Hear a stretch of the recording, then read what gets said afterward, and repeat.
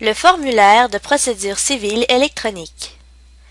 Présentation du calendrier des échéances. À partir des fonctions juridiques d'un dossier, il suffit d'inscrire la date de signification de la requête. Un échéancier est suggéré par le système. L'utilisateur peut le modifier comme il le désire.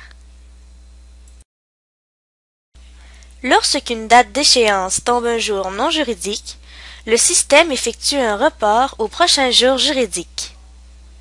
Le calendrier peut être fusionné avec les données du dossier et enregistré dans Microsoft Word.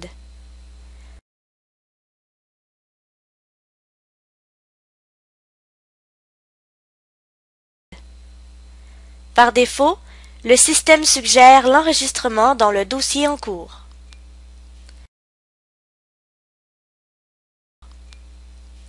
Chaque échéance est enregistrée dans l'agenda du dossier. Dans la liste générale de rappels, les rappels de tous les dossiers concernant l'associé sont affichés. À partir de cette liste, plusieurs options sont offertes. Les rappels sont identifiés par des codes de couleur. Un calendrier partagé est disponible à partir de la fenêtre principale afin de connaître les auditions ou les dates de prescription pour une journée, une semaine ou un mois pour tout le bureau.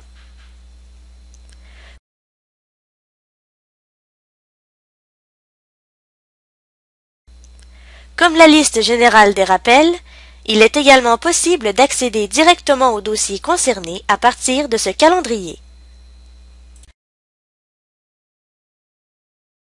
La synchronisation Outlook.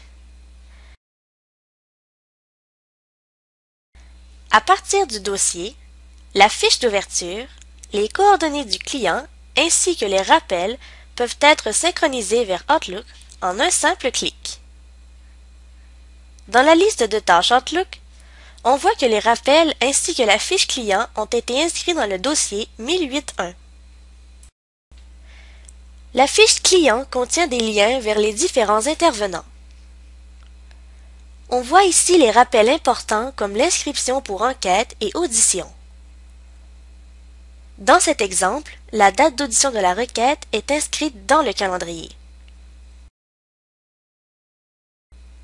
Nous vous remercions de votre attention et vous invitons à communiquer avec nous pour toute question. Au revoir!